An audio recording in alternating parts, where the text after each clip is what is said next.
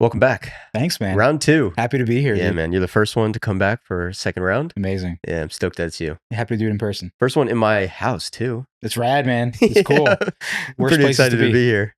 But first off, congratulations on Gazer, Thanks, man. on the Appreciate release of it coming out, Yeah. the festival run, everything. Yeah. It's been amazing. I feel like it's not often that you actually find some success in the narrative world like that. Yeah, it's especially for a film, the way it was, which we'll get into, the way it was made, the scale, the scope, the budget, the crew size. It's and the kind of movie. It's not a movie that's kind of anyone was necessarily quote unquote asking for, right? Um it's not IP, it's not a sequel, it's not I don't know. It's like a 70s style noir. Like there's many things about it that no one necessarily was asking for.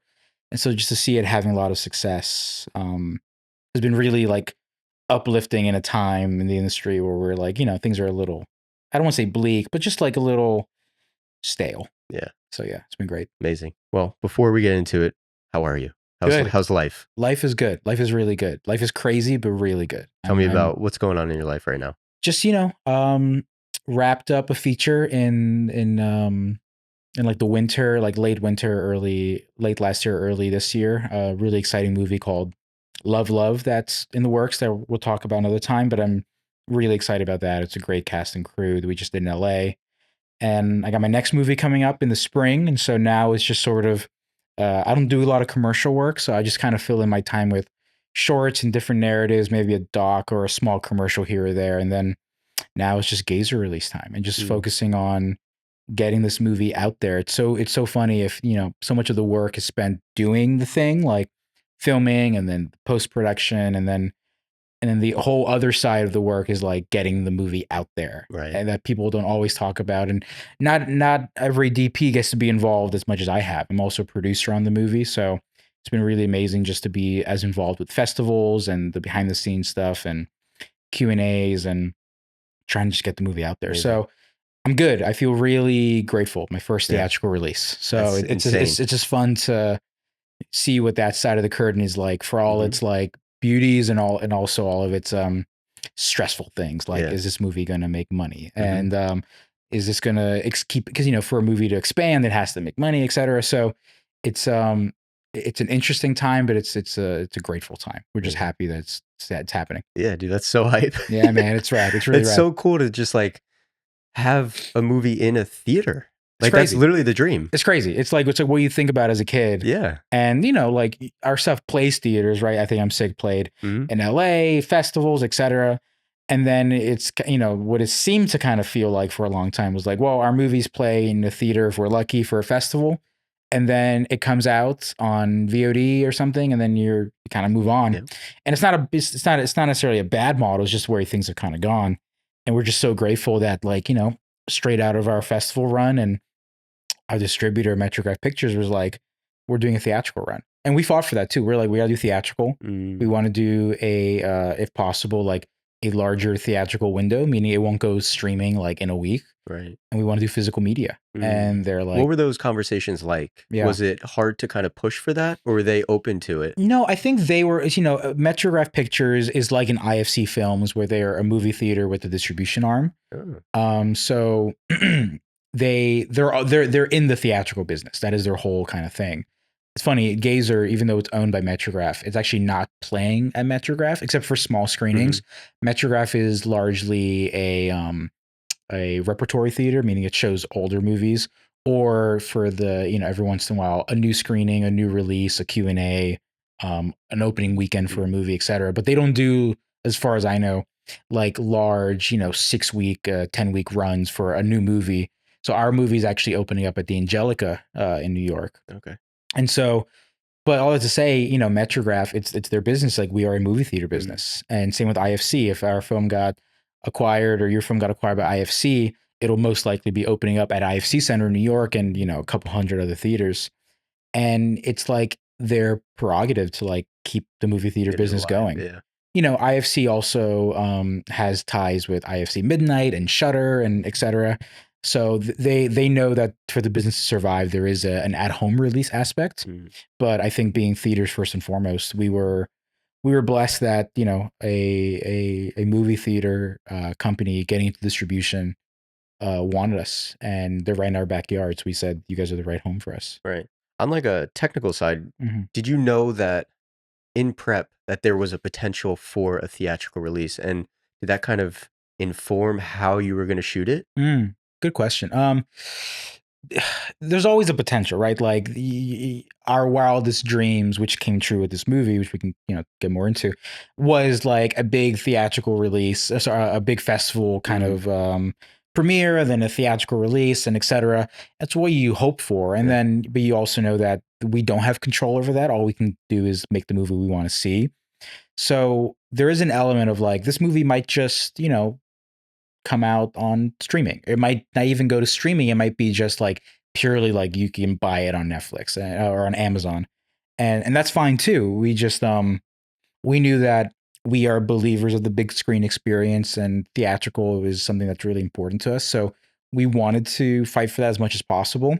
But we also knew that as first time filmmakers, we don't necessarily have all that leverage.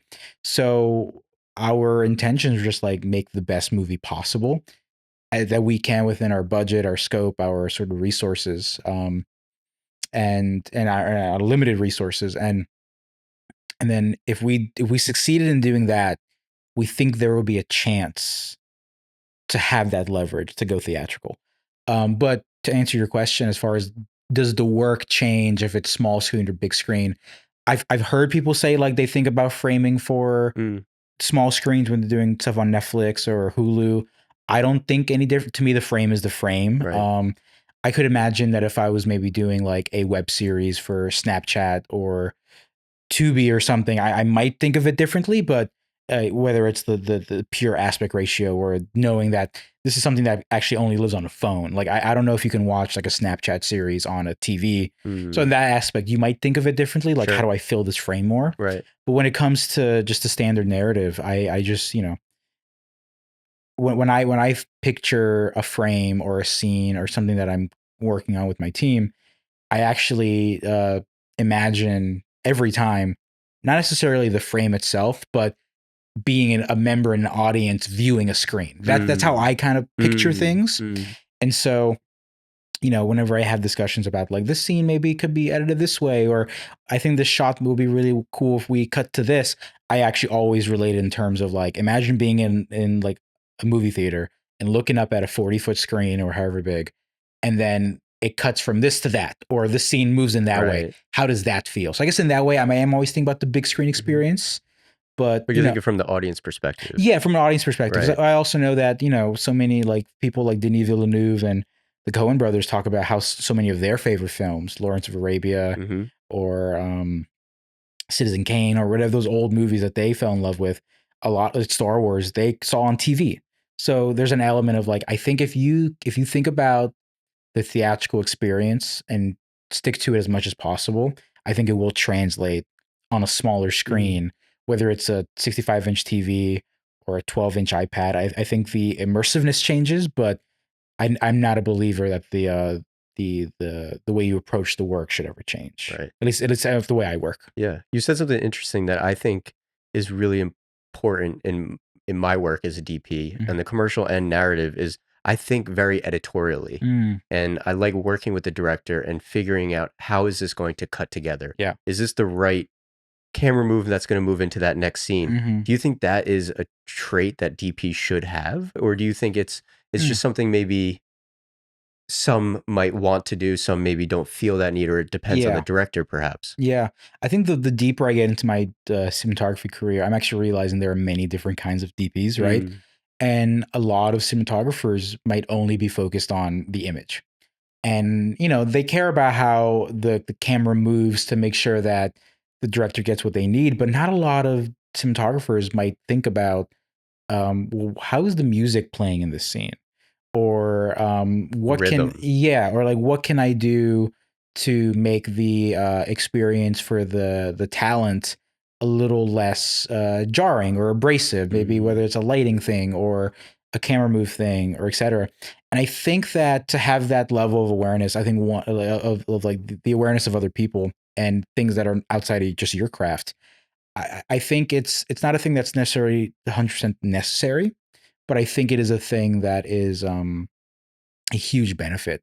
And I think for a lot of us, it comes from maybe having to have done it all, right? Like coming up in a world where we have shot, directed, edited, and released our own stuff, whether it's short films or music videos, kind of doing the coming from this like one man band Yep. world.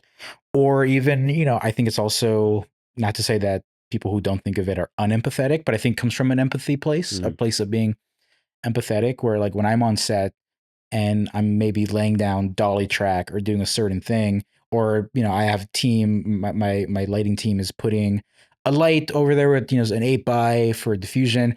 I'm always like, hey, I need 3 feet of clearance because this actor needs to move around, and I don't want them to hop over for sure. legs. I want them to stay in the performance, and I think that just comes from a place of being in the industry where you care about performers and you Hmm. care about the best overall thing, and you think, Yes. how can I serve something rather than make it about me? Hmm.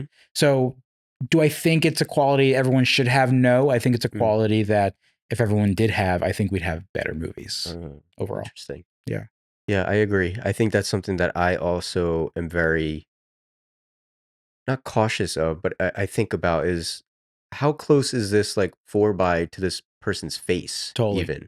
Like, is it uncomfortable? Mm-hmm. Because if Mm-hmm. they're trying to, the actors are trying to evoke something, or even if Yeah. it's a commercial, yes, I can. My goal is to make the best looking image I can Yeah. within what I'm trying to do. Yeah. But how much is that is going to compromise by putting the 4 by 2 feet away from their face, and Mm-hmm. it's just like really uncomfortable, Yeah. opposed to maybe just backing it up a foot and a half. Totally. Like, what is the like that to me is like where's that margin? Yeah. Yeah. And I find that I always I try my best to make sure that I'm thinking about both For sure. For simultaneously. sure. You have to. Because at the end of the day, you got to do the work that you got to do. Yeah. And if the goal is to make the movie feel as, softly lit as possible, then and the way that you feel like you achieve it with that space that you have is to put the diffusion this much away, it's not a bad thing. I think I love to over communicate. So when I deal with actors, I'm often like, hey, just letting you know the frame is like this. I'm going to put this diffusion up here. We're going to walk around. I'm going to put a floppy on this side. Do you feel okay? Or maybe before we go up for a take, we do a rehearsal.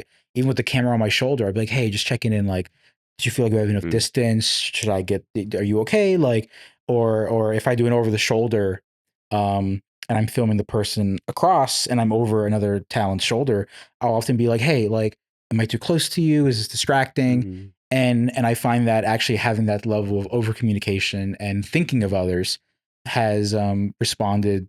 I've been responded met with like really positive. It almost like Yeah, allows for more trust totally, between you two, or totally, between you and whoever the actors. totally.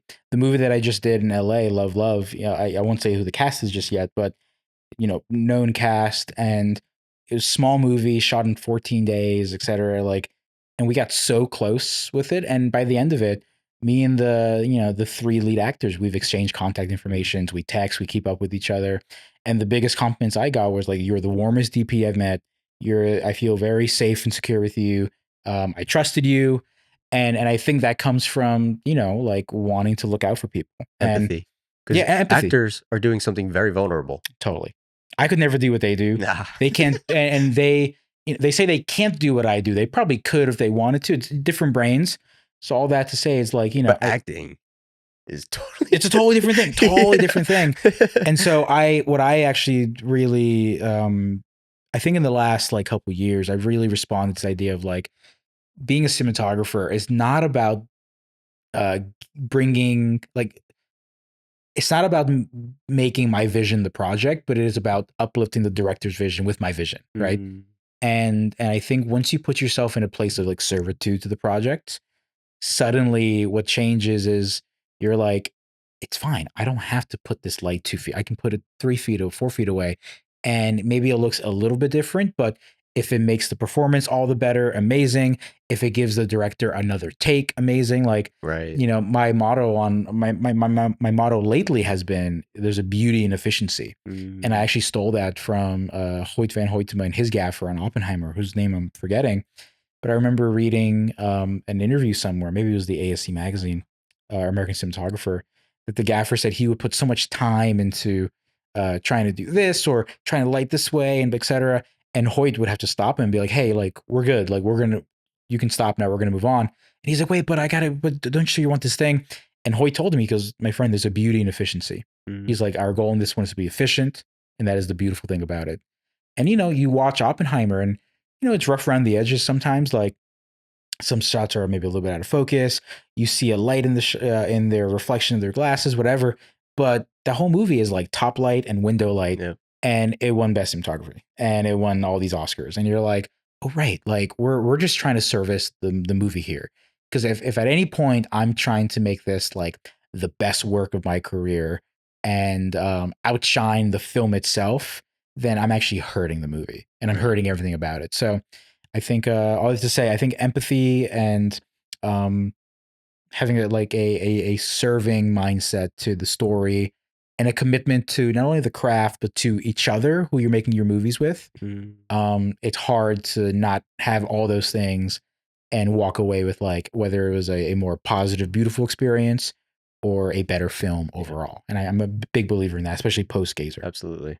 I have a few friends that are shooting a feature right now, and I've kind of just been chatting with them a little bit, just seeing how they're doing. Mm-hmm. And they kind of just told me that the DP they're working with is like condescending, like not a great person. And it always makes me wonder, like, why? Mm, Like, what about what you're doing is making you feel that you have to be condescending to your crew? yeah. And I don't know where that comes from for that person in particular, but I always feel, and I'm sure you feel the same, that Mm-hmm. anytime that you walk on set is literally one of my favorite Mm-hmm. places to be Mm-hmm. ever.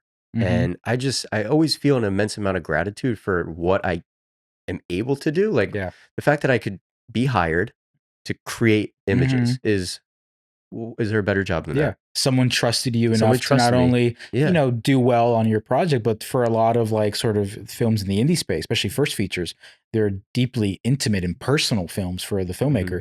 And someone out of the thousands and tens of, I don't even want to think about how many DPs there are, but someone looked at a list, Yeah. looked at you and thought, you're the one. How can you not? I think there's a weight of responsibility there to Mhm. obviously do the work well and be accomplished. And some people approach that in a more maybe serious Sure, way than sure. others, but or not serious, but whatever. But I think like how can we not look at that and think like, how do I not show up Yeah, every day with gratitude and I think that's positivity? exactly the point. What you said about empathy and gratitude, I think is so important to have Mm-hmm. on a daily basis on set. I think it just allows you to really get the best out of the day is Yeah. when you're truly just grateful to be there and happy to be around the people that are helping you make it happen. Yeah. Something that I'd love to hear your thoughts on and something that I experienced recently. I just did a short film Mm-hmm. and I read the script, and after the first read, I was like, okay, there's a story here for sure, but I was gonna turn it down because Mm-hmm. for a couple different reasons, and the story was like it was there, but it Mm-hmm. wasn't hitting me the way that maybe it was supposed to, or Yeah. maybe the way that the director has felt for it. Yeah. But I had a meeting with the director, and after giving him the space to talk about the film that he wrote, Mm-hmm. it almost shined a new light on the Mm-hmm. script for Mm-hmm. me. So when I reread it, it was like, "Oh, I never even thought about this." It was almost Yeah. like I was reading it with my own biases Yeah. and my own perspective. Now that when I listened to him talk about it, it changed the entire script. Mm. Do you find that, we could talk about Gazer. When you Mm-hmm. first read Gazer, how was your interpretation of it the first time compared to after you talked about it with Ryan and or even after it was edited? Mm-hmm. Yeah. So before jumping into Gazer, I will say that is 100% something I do relate to and I do connect with. I heard, I think it was Jim Cummings who said, like, it is so easy to misread a Mhm. text message. How easy is it to misread a script? Right. Or just to read it. And depending on where you're coming from that day, like you just maybe didn't click with you, or you had to read it in a hurry, and maybe you're a slow reader and you're forced to be a fast reader. It Yeah. doesn't sit with you well. I almost always, if I read a script and I like deeply dislike it, I won't even Mm. bother. If I read a script and I'm like, oh, it's okay, like, or like, no, it's good, but there's some things I'm not totally sure on, I will actually um take the meeting and listen to the director. 'Cause so often I'll actually be really enlightened about a thing I didn't expect, or maybe I read a certain character in like someone's voice, and then and I'm like, oh, I don't know if that voice, like the tone, like say it's a comedy. I'm like, maybe I'm reading a script and I'm thinking of Amaya Hawke, who's a great actress, does a lot of comedy as well.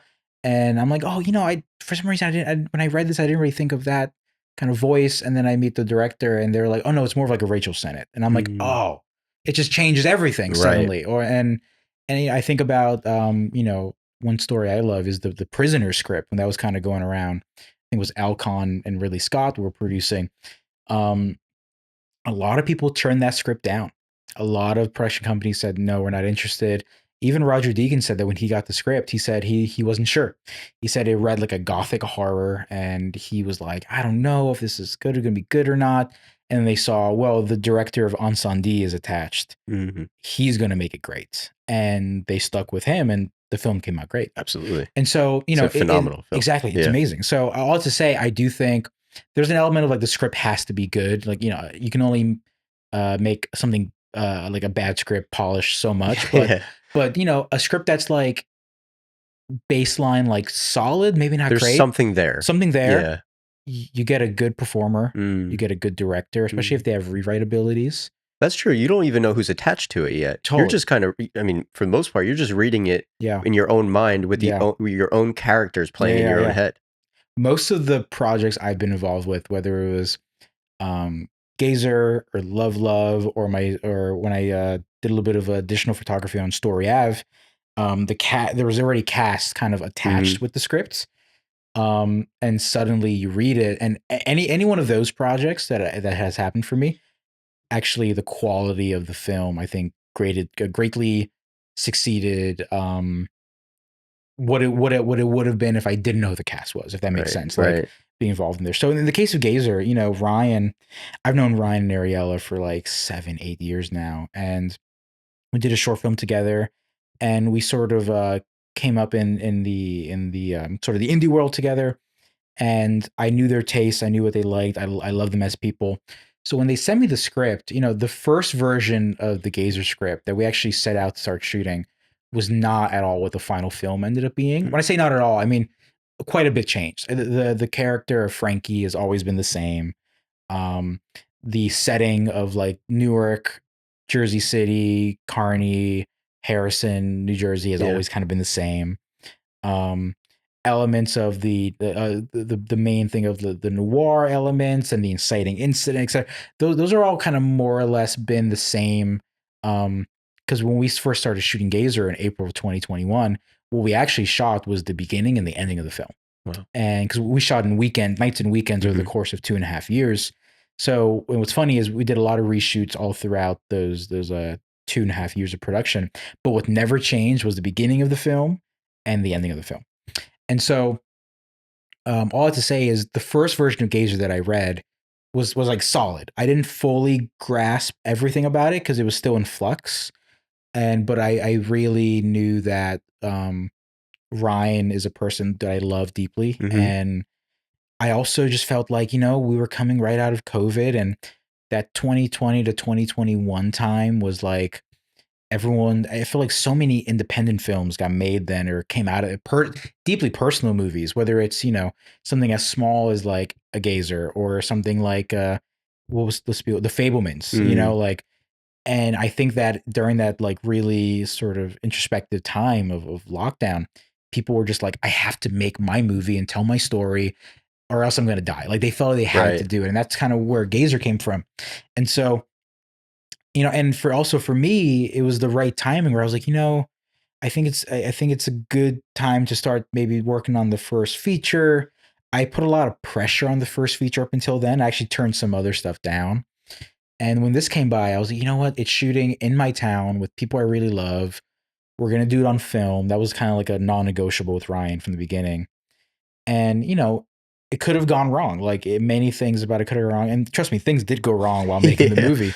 Um, There's also beauty in things going wrong too. totally, Yeah. totally. And so all I had to say was, the first iteration of the script was something that I thought was solid, and then I just really believed in Ryan, and I felt maybe this is the right time, and I just wanted to. I think coming out of COVID, I just wanted to do something with people I loved, and so the opportunity seemed rich. And then as we throughout shooting the movie, there would be a rewrite, and here's a new draft, and we would sometimes shoot for 2 weekends in a row, lose all of our money. They had to save up money because the Ryan Ariella worked multiple jobs to Mhm. self finance the movie. They had to, maybe take a month or two off to get the film scans and save up money. And in that time, they would start to edit the movie with like, which what we had. And they'll be like, oh, this actually doesn't work. We got to go in and rewrite this character. And we do this. Oh, and we would even shoot something and be like, maybe we shot, let's say, in November of 21, we're like, that scene didn't really work, or we realized that this character arc, it needs to change for this reason. We would come back in April of 22 and maybe reshoot that scene. So it's funny, the locked script of Gazer didn't really come in until the very end. Mm. And even then, we had edited the movie pretty much all of 2023, which was actually due to a setback. We were trying to get this movie out for 2023 festivals, and then there was a big post production issue with, because when you're shooting on film, um, unlike a digital camera where every time you cut it makes a new file, film, you get the batches back in like 30-minute batches, right? Right. And so suddenly we had edited the movie with these proxies, but something was wrong, and we tried to revert back to the original media, and everything was desynced, and it was a big issue, and essentially that set us back a whole year. Wow. Um, but it was kind of the best thing because we sat with it longer. We took more time on it. We actually realized, oh, maybe we can do this, we can do that. And so the original cut of Gazer, which was its own rewrite from the script, was about 2 hours and 6 minutes long. Ooh. And we were like, this is great. This Yeah. is our movie. And then I think as time went on, we realized maybe it wasn't as great as it could have been. Mm. And we're really good friends with Yorgos Mavropsididis. He is Yorgos Lanthimos' editor, who did The Okay. Favorite and Poor Things, Kinds of Kindness. He did a short film for us a couple years ago. We sent him the movie and we said, hey, we couldn't afford you to edit. We did it ourselves. Let us know what you think of it. And he came back with some notes and he was like, do you mind if I take a stab at it? Oh, wow. And, not with original media, just like an MP4 and some Yeah, audio yeah. files. He actually re-edited the whole movie for us and got it down to like 149. Right. And what he did was fantastic. It wasn't right. Like some character stuff had changed, or he tried to maybe in the film that there's some scenes where we've revisit a location, this apartment where a Mhm. character breaks in 3 times. He tried to make it 2 times in the edit with a clever editing thing. It just didn't work because we shot them all so different. Or the warehouse scene, we go there twice. Mhm. He tried to make it one time, and really we just didn't have enough material to make it work in the edit. But we were like, what he did accomplish was he made a cut that was much more bold, Mm. much more interesting. And we said, you know what, let's go back. So we actually re-edited the movie again, late 23, early 24. Um, re-edited me and Ryan. We re-edited the whole movie, got it down from 2 hours and 6 minutes to an hour 54, and that's the version that got into Yep. can. And so really the setbacks kind of gave us the time to make a better movie. And Mm. so everything happens for a reason. And so all to say, the movie of the version of Gazer that you watched that is coming out in theaters, it is not the one that was in the first script that I read, but it actually became the amalgamation of all the versions of Gazer that had happened, and it's sort of the best version of Gazer now. Wow. And it took Took a long a time. long time and a lot of rewrites, not only on the page but in the editing suite and on set as well. Yeah. Tell me a little bit about the story of Gazer. What is it about? Gazer is a neo noir mystery thriller about a young mother suffering from a brain condition called dyschronometria, which is the inability to perceive time due to constant zone outs. So the idea is that maybe she's sitting in a coffee shop or hanging out somewhere, and something, whether it's a sound or a visual or whatever, could cue a zone out, and suddenly, in a snap of a finger, 3 hours has passed. And so Frankie is a young mother down on her luck, trying to regain custody of her daughter, and she takes a job from a stranger in order to help her financial needs, and things are not what they seem, and she goes down a dark path. Over the course of the 2.5 years, Do you think that it was hard for you to kind of maintain a particular style of the film over Mhm, the course of the 2.5 years? Because if you shoot a normal feature, maybe it's a month, for mhm, example, you're shooting it all the way through, mhm, you know, nonstop, back to back mhm. to back. But over the course of 2.5 years, you as a DP are obviously progressing as Yeah, your skills and your career and yeah. like just your workflow, how you perceive cinematography from the Mhm, time you started to the time you ended. How do you think you managed? I mean, looking at the movie, you mhm, maintain a very consistent look mhm, throughout the entire thing. mhm. But was it challenging for you to kind of maintain that through that whole 2.5 year period Mm, as you progressed maybe in sure. your skills? I feel like maybe throughout Gazer, there's moments you can feel like, well, this scene looks better than that scene, right? And I Mm, think that there's a slight element of like as we kept going, we all got better as right. filmmakers. But there's something inherently like rough around the edges about Gazer, where it's the handheld, it's 16 millimeter, minimal lighting, two lenses pretty much for 90% of the movie. Sometimes we had a gaffer, sometimes we didn't. We had one focus puller, like, and so I think that kind of permeates through all of it. Mm, And where the film kind of succeeds, luckily, is as we got better, we just made our scenes better, and I think it made for a stronger picture. What was really tough was there would be scenes where maybe I had to shoot one part of it, like I said, in April of 2021, and then I had to come back and actually shoot the other part of it in November. wow. And or even like in the beginning of the film, when there's the incident, she's working at the gas Hmm. station, looks across and sees something happen in the window. Everything facing the gas station was shot in 2021 in Jersey City, and everything facing the apartment building is in Montclair, New Jersey in 2022. Oh man. And so what like that was really like on one hand, it's really tough because you have to be just really on top of what you're doing. Hmm. But there's also like a liberating thing about being like, well, all we have to do is just be convincing enough. And it's really it's a testament to like the like movie magic, right? Where Yeah. you're like, okay, You sold me for totally. sure. Yeah, yeah. And so we're okay, great. This side is actually a lot of cool lights. We're gonna do a lot of warm stuff. This side will do the warm thing again. And what really helped was just having like dailies on set Yeah, whenever absolutely. possible, and looking at the stuff and be like, great, we're gonna do this, we're gonna do that. And then so much happens in the color grade as well. So it's a challenge on one hand, but it was also a great learning lesson in kind of like letting go a little bit. Mm, Where there's a scene in the film where one of the characters breaks into an apartment, leaves the apartment after taking a set of car keys, and they're clicking the button trying to find where the car is. And on the shot of them, it's like overcast, super soft, and then when we cut to the reverse as they leave frame, it's like hard sunlight. And yeah. I remember that like killed me. I was like, oh no, like because I can't control that. And I'm like, it's over. I'm a hack. This looks awful. And then Uh, no one has ever You know talked what's about it. funny? I have the same mentality when I shoot. I Mhm. notice those things Yeah. immediately and it kills me. Yeah. But I didn't even notice that. Yeah. As a DP, Totally. that didn't even Totally. but that's a testament to not only just the cinematography, but the story. Yes.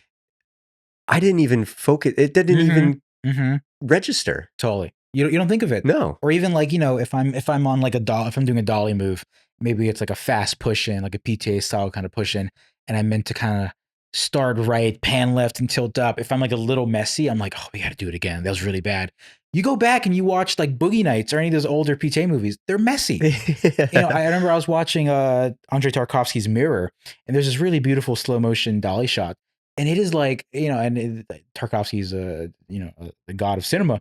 It is one of like the worst operating I've ever seen, and I'm like, it doesn't matter. And so there's an element of like letting go and Mm, giving up sort of the film gods in that aspect.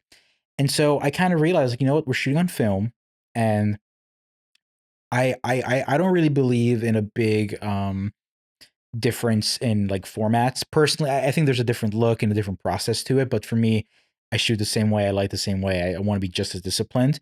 Well, the one thing I do feel like film does better over digital is just handling harder light yes. and handling sort of like a weird mix of colors. It's just imperfections in Yeah, general. imperfections. And so suddenly Gazer, which is, an imperfect movie in many ways, I think the film and the emotion and the celluloid and the silver halide crystals, some confluence of like science and magic, helps actually smooth over a lot of those issues. And then our colorist Ryan Berger, just an amazing, amazing colorist who I've done many, many Yeah. projects with. He, really took that project to the next level. And but it's funny because he did a lot, but he didn't do that much to it. Mm, And I think it's just a testament of like we just committed to the way we were going to make this movie and the style of it. And and we knew that like the way this movie had to get made was to be nimble and to be light in our feet and minimalistic in some ways and approach, a noir with naturalism, but it's also a movie, so we got to heighten it. And so I think all those things sort of help smooth over this stylistic uh, change the movie might go through. And it was always kind of nice to go do a bigger thing and come back and be like, all right, it's just a camera and two lenses and my first, and we're just doing it, and there's something about like being set up in a scenario that forces you to kind of approach it a certain way. right. And then all that I'm bringing is like, better foresight into like, oh, that's going to be an issue soon, or better approach of like, hey, team, actually, if we do this and I put the camera here on this lens, it actually look better because I maybe learned that on a bigger job. But coming back to the Mm, gazer world was always like, well, this is what it is, and let's just make it as best we can be. right. What was it like shooting in Jersey City, like Newark, on the streets? Like, I was looking at some of the frames, and there's like, a ton of people, Mhm. cars. Were those just random people? Yeah, the whole movie, no permits, any of the movie, all random people. We what we were dealing with coming out of 2021 was people were still wearing a lot of masks. Mm, So there's a lot of trickiness of like, how can we avoid some of it? Some of it's unavoidable. We kind of just leave it yeah. as it is. The way we approach making the movie, it's just a 7, 8 person crew as the core crew. Some Mm, days we had, actors who were doubling as PAs or second ADs and stuff. And that is, there's something to that. That it's totally, just like totally. everyone is there for a Yeah, purpose, yeah, yeah. and that purpose is to make this film. Absolutely. Our really good friend Mitch Seatuck, he plays Officer Murph in the movie. Okay. He's one of the like police officers that helps Detective Gale. He he would like act in a scene and then like go pick up lunch for us. And he's an actor, but he's also he donated money. He's an executive producer on the project. Like all I have to say is that people want to be a part of this thing, and that really shows. Um, but as far as like the approach to the film, we kind of our mentality was if all the gear and the entire crew can fit in a Sprinter van, we're doing it right.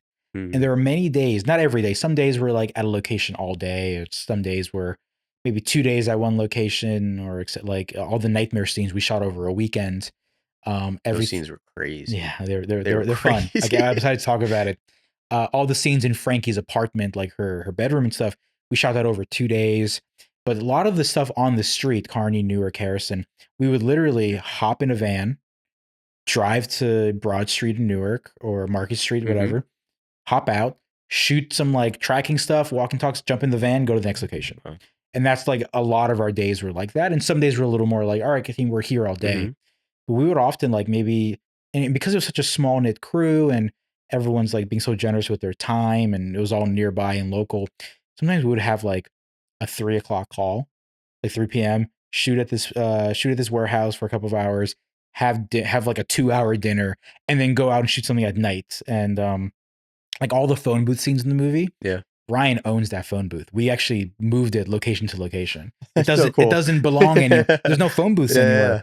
And so we would like That's a plop it great in a point. pickup truck and just Yeah. bring it, put it down and shoot and take it somewhere else. And so um Gazer was a in the true sense, a run and gun movie where we were literally like, there's some trespassing we had to do to shoot Hmm. some locations and no permits and paying off cops and whatever to get this movie made.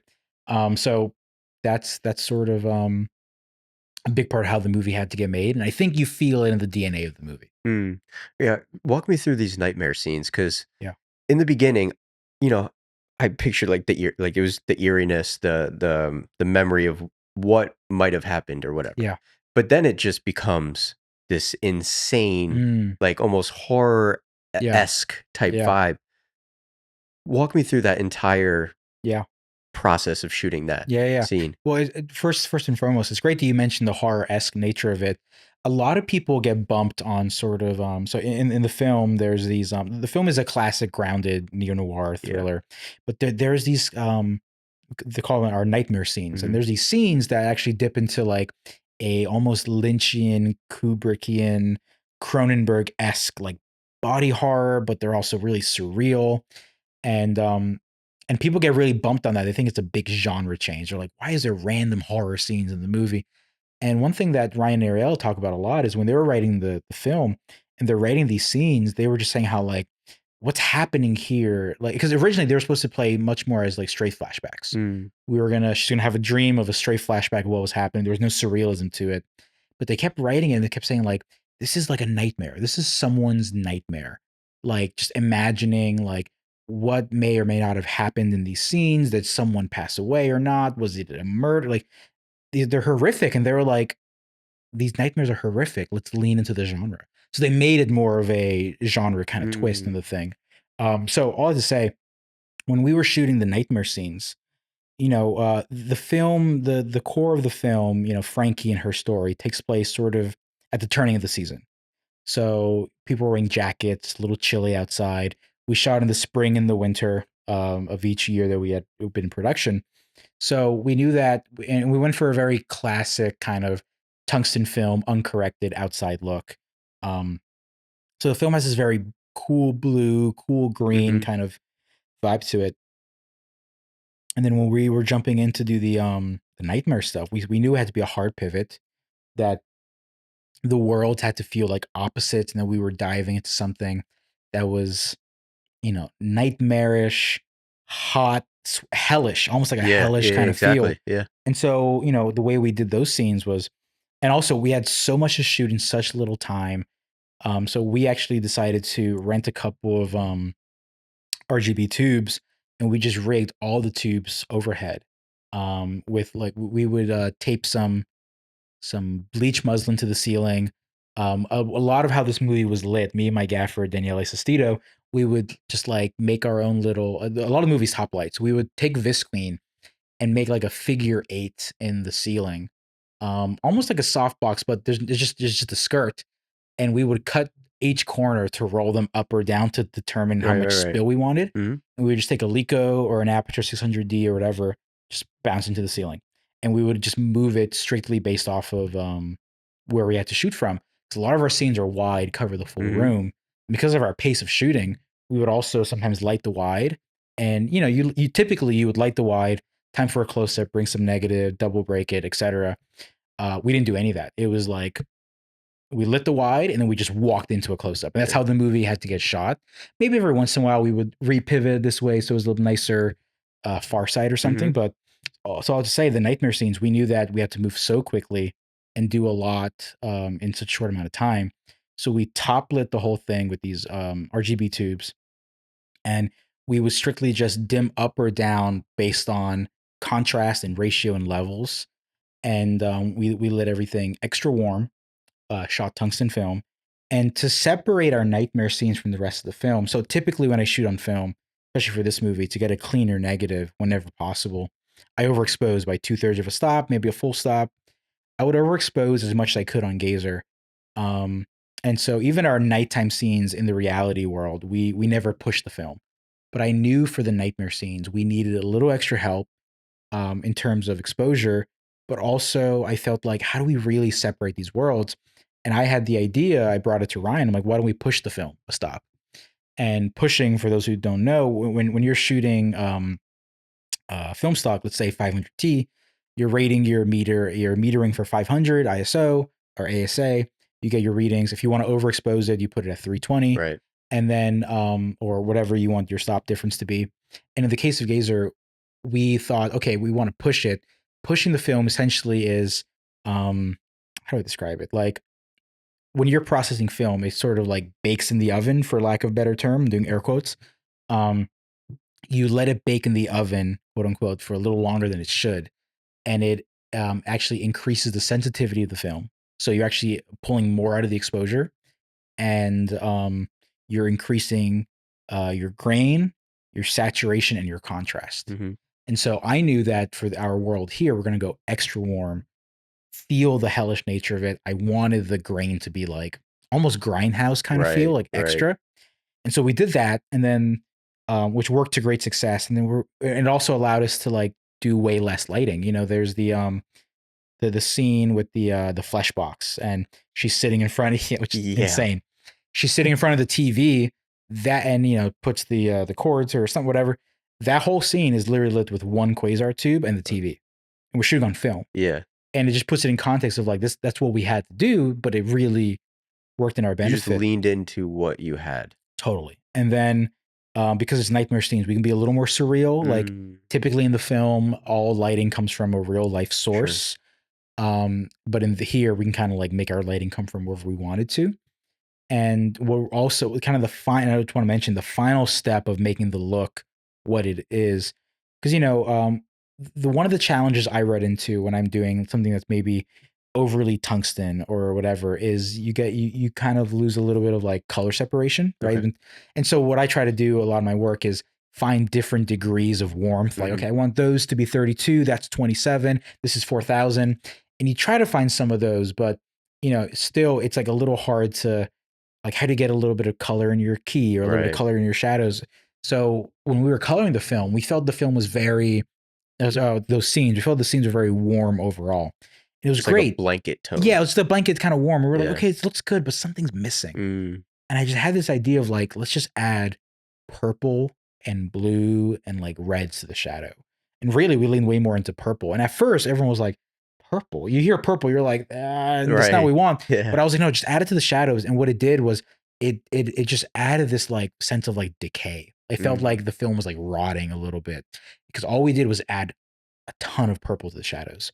And and that was obviously the great Ryan Berger did such a beautiful job balancing that. And so once we realized this is the look of the movie, and we would see our stills, we would do our look setting. Ryan would send us stills, and as soon as we saw the purple added, we felt like let's keep going. Let's like really go mm, that feel, so that when we come out of that world and Frankie wakes up, we're back in this cool blue, slightly cleaner, overexposed film look. Um, it really separates our two worlds. wow. With the human box thing Mm-hmm. and then the stomach Yeah, yeah, coming like the hand, yeah. how do you plan that? Was that VFX? Was like what was that kind of Yeah. workflow like? So everything in Gazer, in the nightmare scenes, we did as practically as possible. So like the flesh cube in the film is 100% practical. Wow. We did some VFX cleanup around like the I guess the mouth of the cube where the cord comes out, or the eye blinking that Mhm. had to be because we're working on a certain amount of budget where we couldn't do like a animatronic. That would have been the dream. We were so inspired by like John Carpenter's The Thing. That would have been Mhm. like those levels if we could have animatronics. We couldn't. Yeah. So we leaned into a little bit of VFX there. But the Flesh Cube was made. Our SFX makeup artist and designer, his name was Jared Balog. He made the Flesh Cube. He found out rigs to make the scene where Frankie puts her hand Yeah. into the chest and pulls out the Oh cassette, yeah. like the fountain of blood, like all those things are practical, totally practical. The only real VFX we have in Gazer is like we have some billboard replacements or cleaning up. Like I popped in a mirror once or twice, or Mm, cleaning up like film scratches or anything. But otherwise, like it was really important for us to be as practical as possible with Gazer. yeah. Those moments were like, oh man. Mm. Yeah, it's cool. It's Yeah, really those cool. are so cool. It's really cool. Uh, I'd love to know a little bit more about just like, was there something that you, looking back, what was something that you really took away Mm. from making this film that has maybe influenced you on anything that you have done after that? Mm. Yeah. It's funny because I think as artists and filmmakers, there's a balance of like who we are and how we work, and then what the film needs from us. And it's funny because after Gazer, I worked on a film for one of my cinematography mentors, Eric Bronco. He directed a film called Silent Partner that's hopefully coming out soon, and that is like very dolly heavy. Um, I don't want to say Fincher level of precision, but like leaning towards that. Um, Sort of etc. polar opposite. Yeah, polar opposite. Yeah. And so there's an element of how I work that I'm like, okay, like, I have to do what the project needs me to do, etc. But I'm always bringing things from what I Mhm. learned on Gazer. And so I think what I walked away with on Gazer was, I think, like I said before, even though I didn't have the mantra for it yet, but there was a beauty and efficiency. Mhm. And I really do enjoy working in a way of like, I don't like having a lot of GAC. Like, even my camera builds, if my AC wants to have the light ranger, that's fine. Can we get the small one? Like, or do you need this whole thing on it, or etc. Like, I like a small kind of lean and mean camera package. I never want my teams to feel like they're without something, but my feature Love Love that I just did, our whole G&E package was in a Sprinter van, not a 5-ton box truck. And if a certain film calls for that, like, it's what you got to do.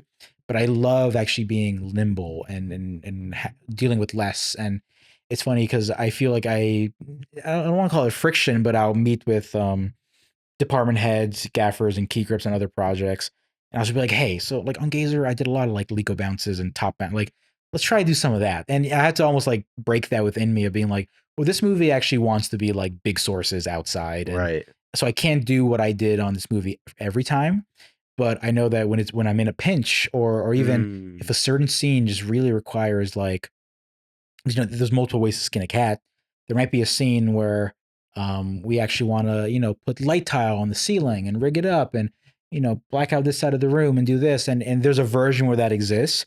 But if I can get the director, another hour of shooting, and all I got to do is, put up a skirt on the ceiling and bounce my Lico, or bounce a Joe Lico or whatever, like, I'll often be like, hey, I'd rather do the scrappy way. Right. And the result might be a little bit different, but if the experience is better, I always take that. That was a big thing I walked away with on Gazer. And honestly, too, man, just the confidence to be like, you know, um, there were moments where I took my meter out and I took a reading and it said E, and I was like, let's go, let's shoot. And everyone's like, you good? I'm like, I'm good. Like, let's shoot. And you're just like, I hope it's there. Well, something's there, but now Yeah. maybe don't quite know what it's always going to Mhm. be. It's also my first like real project on film. I've done music videos or mixed media stuff. This is my first feature on film, and it was almost the best thing I could have done because um we were just so grateful to be making a film, and Right. we never thought it would go to Cannes or anything. We just thought, let's just make something we want to see and make a movie. And so I think shooting on film and getting the results back with like the minimal resources we had proved to me that like it's sort of, in a way, and I have to, really just thank Ryan and Ariella for this. They sort of like let me be the DP I didn't know I could be, like it Dive it. Can you dig a yeah, little bit deeper into I that? guess, like, as a cinematographer, you look at the works of other people and you're like, "Oh, man, I'd love to do that one day," or "If only I was that good," or like, "Oh, man, the way they did that, like, I could never do that," or whatever it was. And suddenly, I'm met with this opportunity of, like, we're making this movie. There is no money. There's no time. Um, you're shooting on film. No pressure. Like, you just have to like make it work. And I remember like some days being like, okay, I feel really confident about this plan. It's going to come out great. And other days I was like, oh, I don't know, man. I hope it comes out good. We're just going to do our best. And to see the scans come back and almost every time just be like, wow, like this is so much more than I thought it was going to look like or be.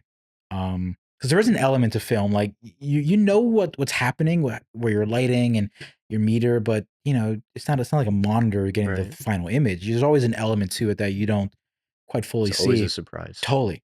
And I would get the scans back and I would just see what the film looked like. And I remember thinking like, oh, I shot that? Like I did that? Like there's no way I did that.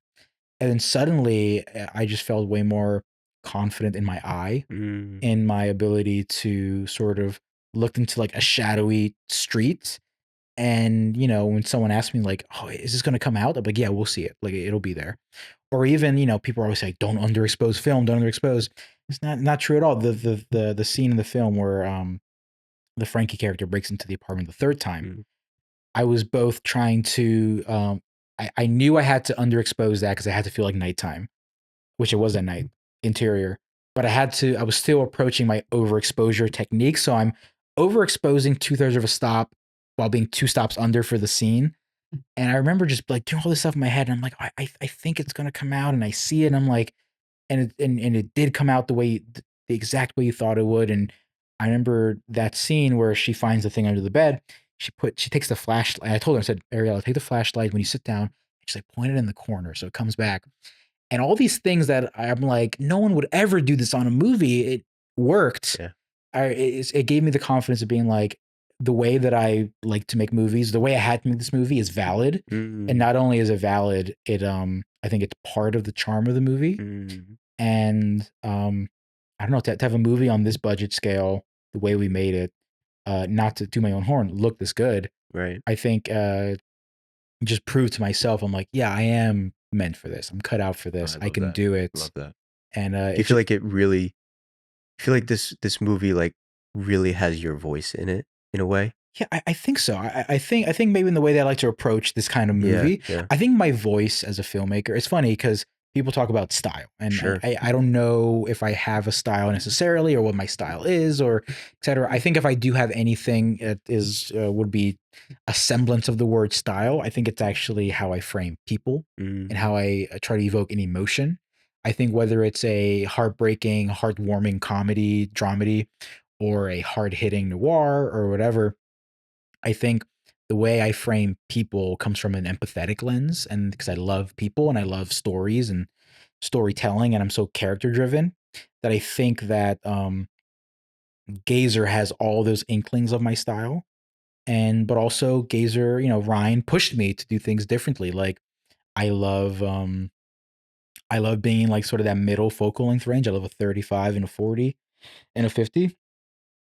And Ryan wanted to do a lot more wide stuff. And I remember, I think early on, a lot of people's careers, a wide lens can be a little scary mhm. because I don't have enough to light the whole thing. Or how can I do a top ceiling bounce, light this 360 in a wide? Like, how do I, And so in the film, we use the most of the film, like 90% of the movie, is filmed on a 14 mil and a 25, which in Super 16 terms, like a 28 Yeah. and a 50.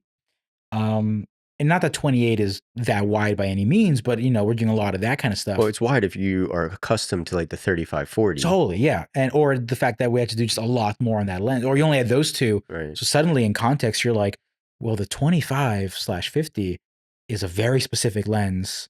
How do I make the use of it more justified than just always throwing it on or Mm, defaulting to it? So I think that in many ways I was pushed with Gazer, but in other ways, I feel like it's got like my thumbprint kind of all yeah. over it. But also, when if you look at my other stuff, maybe some of the more dramatic stuff, I feel like you kind of still see some of my thumbprints on it, even though it's a totally different looking movie. Mhm. I hope the thumbprint is an emotional one rather than a visual one. Right. I think something that I'm also curious about too is what it kind of takes to get here. Mm, Because you look at a movie, like you said, you look at DPs and you're like, I mm, wish I had something like this. I wish I had something like this. And you often look at that movie and you're like, why am I not creating that yet? Or like, yeah. why haven't I done that? And you shoot in Gazer. It went to Cannes. It's Hmm. in theaters. Yeah. Talk to me just about like what was the journey for you to kind of just get to that place? How Mm, many like the grinding on short films, the yeah. no budget, you having to do everything yourself. Like, I Yeah. imagine that was all part of the process for you to kind of get to this place. Totally. Yeah. I think, from the very beginning, a lot of, and we talked about that on the other podcast too, but a lot of people find their ways, their avenues into filmmaking, but different ways, right? Yeah. Some people do a lot of they come in through skate videos, Yeah. or they started in commercials or music videos, or we came in through music, or um some people, a lot of people came into the church film world. And so there's a lot of avenues in, and no matter what the avenue is, I think there's always a set of also like what the intention is. Mm. And I think even though a bulk of my early work was in the music video kind of world, narrative was always like it for me. And so I spent a lot of time watching films, researching films, reading and etc. And having gone to film school, I think you just make a lot of films with your friends, and so I think I was always just sort of creating as much as I could. And even my music video stuff, I was always, when I was writing, directing, I always try to insert a narrative when possible. And so I think all that kind of led me to being someone who, whether it was consciously or subconsciously, seen as like a narrative person. Right. And so when I was leaning into that, I always thought like, okay, now I just need to kind of just commit to that. And that means on these like awful short films or great short films or no budget stuff or etc. And I remember a couple years ago coming, like, I forget how long ago it was, but I spoke with DP Zach Mulligan. He worked Mm, on The Outsiders, Hustle, yeah, Hustle with Adam Sandler, mhm, and We the Animals, and his latest thing, he's just shot Happy Gilmore 2, and he's a fantastic DP. We had like a phone call. He's doing kind of like just helping out younger people. I told him I had a lot of pressure on the first feature and this and that, and how did he build his feature career? And he told me he said I never took a commercial over a narrative project, even if it was a no pay narrative. wow, He said if it was between like a commercial, within reason, you got to make a living and survive. But he's like, if there was ever the choice of like a this budget commercial, music video, whatever, or a no budget short film, 9 times out of 10, he took the no budget short film. And that really stuck with me. And I said, you know what? Like, I'm just going to keep following that path. mm, And I did, and I think as a result, I don't do a lot of commercial right, as much as I would love to do some more now. But I think on the other side, I think I had a lot of, for years, it was short films that didn't really go anywhere. Small festivals, regional, Vimeo, maybe Short of the Week or Daily Shortage or whatever those curation sites are. And it wasn't until recently where like, the narrative work I've been doing is suddenly kind of doing something, right? Where I worked on Story Ave with Eric Bronco and that went to South by. And then my other feature went to the Austin Film Festival and uh then Gazer went to Cannes and T went my other short film T also went to Cannes the yeah, same year. And it's so funny because a lot of people can see that and be like, oh man, like, they only see what's the recency stuff. There's a recency of bias. course, But it was like, oh man, if only you saw the 50 to 60 short films that didn't go anywhere. And I think naturally, as you keep doing this, your barometer for quality changes, mm, who you want to work with changes, you discover people who want to do something similar to you and kind of stick with them. So I think as, I'm now probably reaching my seventh or eighth year of doing this. Because yeah, about 8 years ago is when I shot this short film called The Message for James with Ryan and Ariella. And that was kind of my first time like fully leaving behind like ACing or gaffing and being like, I'm just gonna shoot now as much as possible. right, And so, it's been 8 years of just like shorts and trying to just make them work. grinding, Yeah, grinding. Just yeah, really and also like people seeing like who you are and what you do. yeah, And again, as awful as the pandemic was, I think coming out of that the lockdown, I sort of fell in this wave of filmmakers who were just like, I have to make my movie. I think mm, same with you and Danny, yeah, like um not that if the pandemic didn't hit, they wouldn't make those movies, but I think like that like kicked a lot of people into gear. They felt like they had to. mhm, It was like a survival thing. yeah, I have to make my movie. And so I think it was just amazing timing and the years of kind of grinding and then you know, the curation kind of changes as you continue.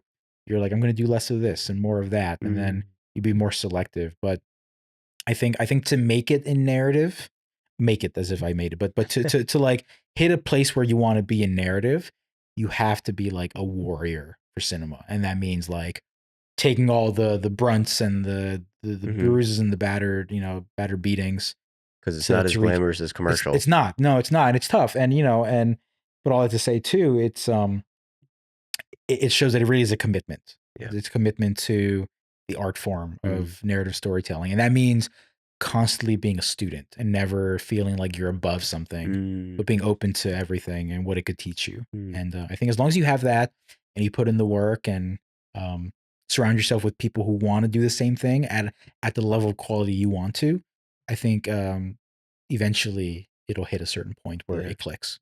Is there something that you are currently working on or something that you're learning about yourself that is, something that you hope to be improving on? Like you said, Mm, you continue to be a student. What hmm. is that looking like for you right now? Yeah, I think I'll give you two answers. On one hand, I am someone who is so deeply connected and passionate to the work I make. Like I try to approach, especially features, if it's not a hell yes, it's a hell no kind of Mm, mentality. mm, And so I turn down a lot more movies than I shoot. And my bank account wishes it wasn't that way, but I'm like, this is how I am.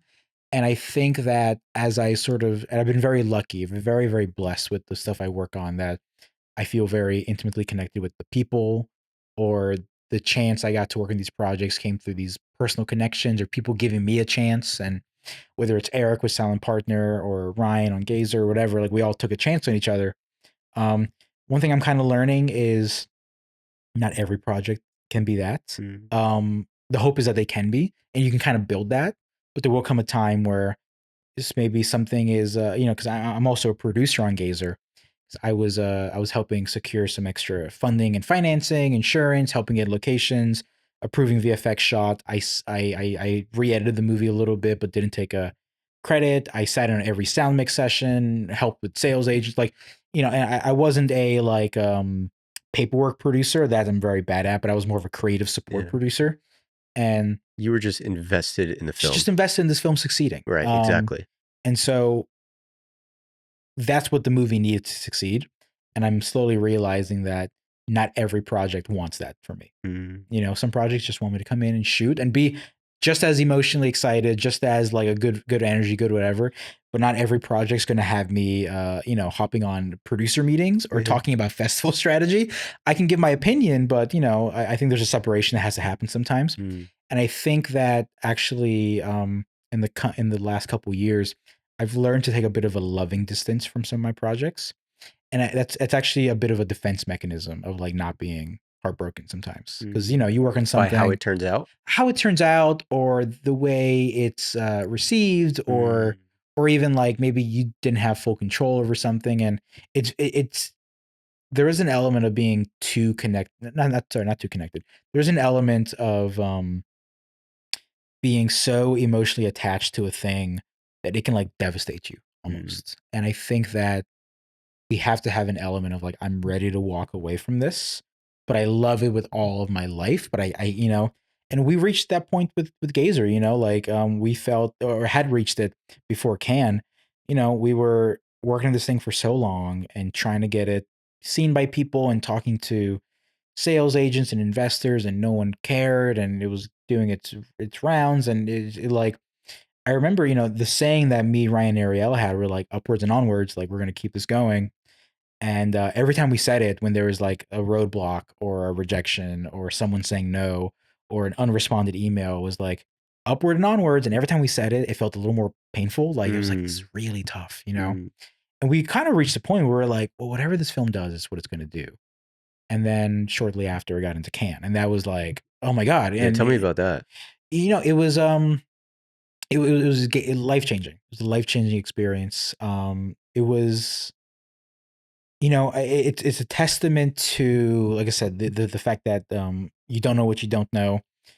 We were trying to make this a 2023 festival thing. We got set back with Post, and so Post was all 2023. It became a 2024 movie, and this movie is very inspired by like Francis Ford Coppola's work on like The Conversation, Yeah. some of Yorgos Lanthimos's work, very inspired by Paul Schrader's films, Blue Collar, and a little bit of First Reformed. And his a lot of Paul Schrader's work has this the lonely man of God, or the man in the room with a journal kind of thing. And our film is the lonely woman with the tape recorder, like how Mm. we kind of spun on his head.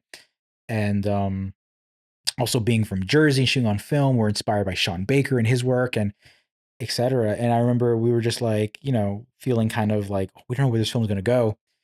Um, and then the year we got into Cannes was the year that Francis Ford Coppola had Megalopolis, Yorgos had Kinds of Kindness, Paul Schrader had O Canada, Andrea Arnold had Bird. She was a huge inspiration. I'm inspired by Robbie Ryan. He had Mhm. two films. Sean Baker obviously had Honora.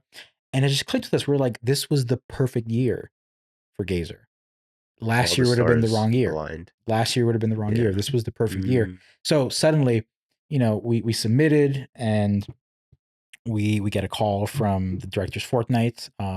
Julien Rigel, he is the creative director of the festival, and I have so much admiration for him. He came into Cannes, the director's fortnight category, and shook the whole thing up. For years, it was originally started as a sort of a protest sidebar by the could be mistaken, so don't quote me on this, but by I think it was like the French Directors Guild. They were sort of made this program in kind of in like protest or revolt against Cannes being only focused on stars and this and that, and they wanted to have this this category or this festival that focused on um, auteur visions and mise en scène and the craft of filmmaking and representing underrepresented voices and new talents. And so, Cannes is in its 77th year, Directors Fortnight's 56th. At some point, a couple years in, the Cannes Film Festival kind of looked at the Directors Fortnight and said, we love what you're doing. We want to absorb you as a part of our festival. Same with Semaine de la Critique. So the most comparable thing I can mention is like Sundance and Slam Dance kind of happen at the same place. Slam Dance is in response to Sundance, but Sundance is like, okay, you're cool, but you're not a part of us. Like we're different things. The Cannes Film Festival was like, you guys are cool. You did this in like opposition about what we're doing. We're absorbing you. You're gonna make it a bigger thing. So for a long back in 1975 in the same year at Directors Fortnight they had a Chantal Akerman movie. I forgot the name, but a Chantal Akerman movie and the Texas Chainsaw Massacre premiered the same year, and it is like two totally different things. And then then the obviously the festival has to change and make its own thing and different directors come in. So for a long time Directors Fortnight was indies, international stuff, and then like The Lighthouse went to Director's Fortnight, or a couple of Bong Joon-ho movies. Safdie brothers had their early movies there. So some recognizable names were in there. And it became the point where suddenly like A24 films and neon movies were premiering there. And then it just sort of just changed what it was originally set out to be. Julien Rigel, he came over and took over as a creative director. He comes from the French distribution world. So he has a really big emphasis on like that, the undistributed films and etc.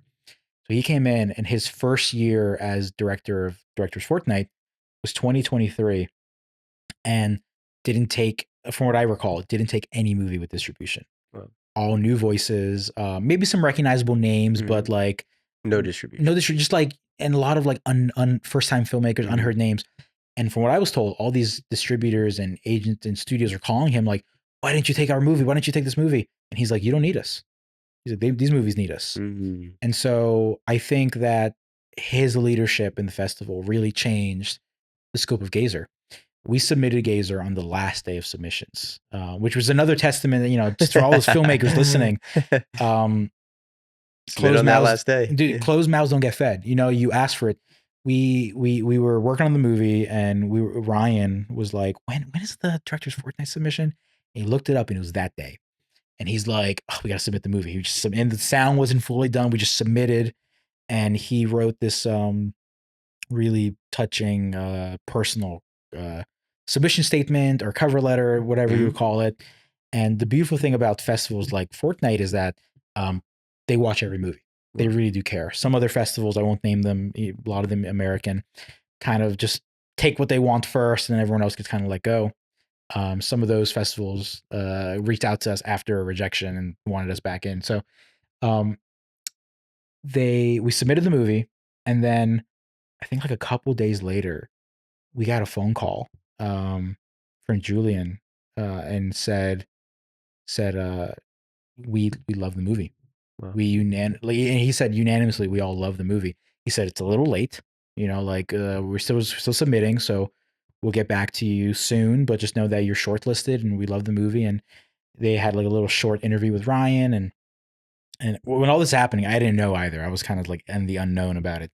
So then I think maybe a week or two later, we get a call, and they let us know like you have been accepted into the Directors Fortnight at the Cannes Film Festival.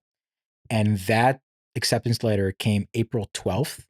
The films got announced April 16th. Wow. So it really was up against the gun. And from what we were told, I don't know if it's true, but I was told by someone there that we were the one unanimous film that year that every programmer wanted to screen. And I think what they saw was passion, a cinephile Ryan making this movie that meant everything, and it just like fit in their programming. It just fit. There was a space for it, and they brought us in and really changed our lives. And and then funny, a week later, we're sitting in a sound session, finishing a mix for Gazer to get it ready for the premiere. And I get a text from my producer, actress friend Gabrielle Piazza from the movie T, and she says, "Oh my god, oh my god, oh my god!" And I said, "Is everything okay?" She sent me a deadline link. Blake Rice's Tea to headline Cannes Short Film Festival. And I looked at it and No way. I was like, this is a joke. There's no way. And I hopped on the phone with them and I'm like, do we get into Cannes? She goes, yeah. And I said, do I have 2 movies at Cannes? She says, yeah. Wow, And dude. what's funny is both films were made in Jersey, wrapped in 2022. Ryan, director of Gazer, was my second AC on T. It's like a small knit family. And it was really special to be there with 2 projects and get both gamuts of it. And T was nominated for the short Palme d'Or. Gazer was nominated for the Camera d'Or.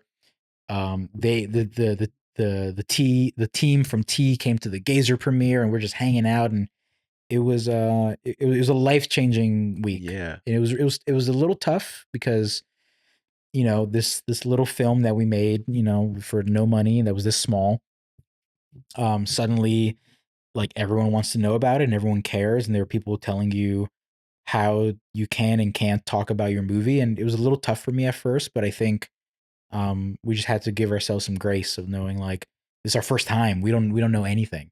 We're just approaching this as gratefully as possible with gratitude and curiosity. And we on our last day of Cannes, we sold the movie to Metrograph, and we were like, all right, now here's the beginning of the rest. And it was really amazing. What a journey. Yeah, man. I think that's like it's like a true testament to we were kind of talking about it before the podcast, but just like doing the thing. Yes, And like totally. Gazer in particular, 2.5 years, Hmm. self-funded, Yeah, you know, them working multiple jobs to be able to fund this. yeah, They're doing the thing. yeah, That is, it's persistence yeah.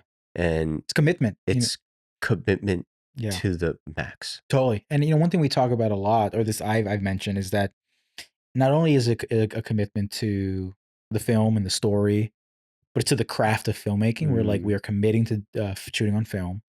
We are committed to shooting this in a certain way, to paying homage to this, to fighting for this.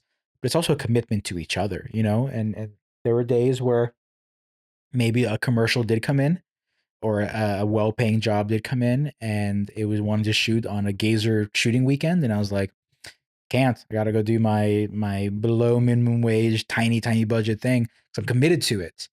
And it's hard to see the forest to the trees sometimes. When you're in it, you're mm, like, I don't know what this is gonna do. But my something I feel in my bones deeply is like I am committed to like whatever I'm gonna do, I'm doing it to my utmost ability. I'm committing to it. And I just knew that even if like Gazer in an alternate world where Gazer didn't do anything, it didn't go to any of these festivals, maybe had a small regional premiere, went straight to VOD, whatever, I would be just as committed. mm. I think it would have been a different level of not enthusiasm, but a different level of feelings after the fact. Like, oh, I wish it did more. You always get those Sure. kind of things when they don't meet certain expectations. But the only expectation I had on this was like, we are going to commit fully.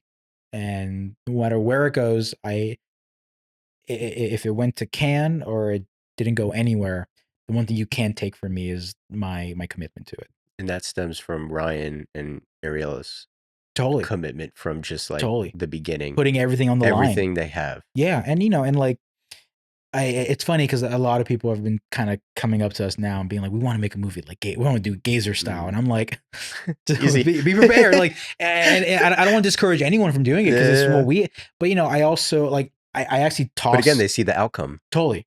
I toss and turn all the time between was Gazer a lightning in a bottle or is it a formula? Like I Mm, don't know. I do think there's a bit of both. I think there is something you can take from how we made it. It is not sustainable at all. Like it's a Ryan and Ariella and all of us we're still financially struggling. Like it's still like a really tough thing. It's opened up doors for opportunities to sort of recoup and make more and do better yeah. next time. But it's one of those things where I kind of tell people I'm like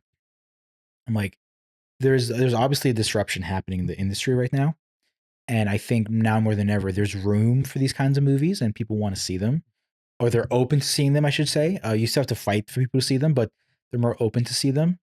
Um, but there's also like, it is an investment. And just because it worked here doesn't mean it's always going to work. Right.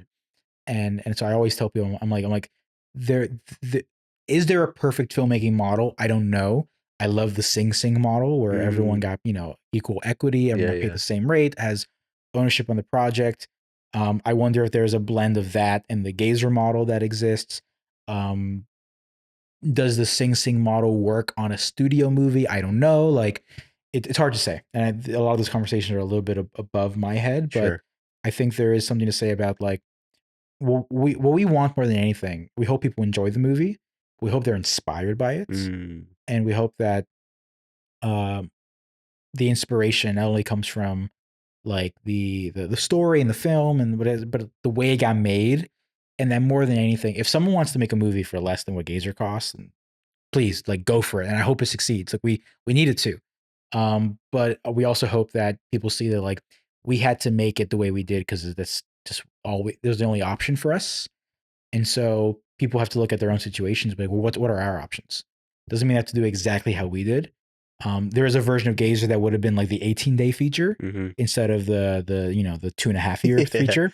But really, at the end of it, because of the way we shot on nights and weekends, we had a 32-day production schedule technically, so that worked in our benefit. So Mm-hmm. all I have to say is, I think filmmaking needs to be less and less turnkey and more bespoke per project, Right. and I hope it seems like things are heading that way. Mm, And I hope people see this and feel like, well, I can find a way to make my movie the way I have to make it, and it'll hopefully lead to success. amazing. Yeah. Comes out in theaters. Comes out in theaters April 4th at the Angelica in New York City, um, April 11th in Los Angeles, and it'll keep expanding to other cities like Dallas, Austin, DC, Sacramento, San Francisco, Boston, Columbus, etc. It's going to expand, I think, into close to 100 theaters over the next month or two, I think until Amazing. May. So I would say if anyone wants to check it out, just go to gazerfilm.com. Which will be linked in the description. Yeah, thank you. Gazerfilm.com. You'll see ticket info there, and also keeping up on the Metrograph Picture social media or whatever. Like, and then looking out for your local theaters. I would also want to implore people, if you live in an area where you have independent theaters and Gazer is not showing there, talk to those theaters if you know them and have them get in touch with our distributor. I would my dream is to open up a line of communication where I have a lot of friends in Kentucky who like there's the legendary Kentucky Theater, one screen theater. There's a lot of indies. Maybe our film is not necessarily going there just yet, but why not open that line of communication so that Kentucky can reach out to Metrograph and let's book a weekend screening, you know? So all I have to say, gazerfilm.com, check it out. And if the movie's not playing near you, ask for it to be played near you and Yeah. we can get it there. Amazing. It's a beautiful film, man. Thanks, man. Congratulations. Appreciate it, buddy. Thank It's you. so cool to see. Thanks, man. I'm stoked for you. Thank you so much for coming back. Yeah. Round two. Yeah. Yeah. Yeah, man. Hope to have you again. Round 3. I'm ready. Yeah. Cool, All man. right, everyone. Hopefully you enjoyed today's episode. See you next time. Peace out.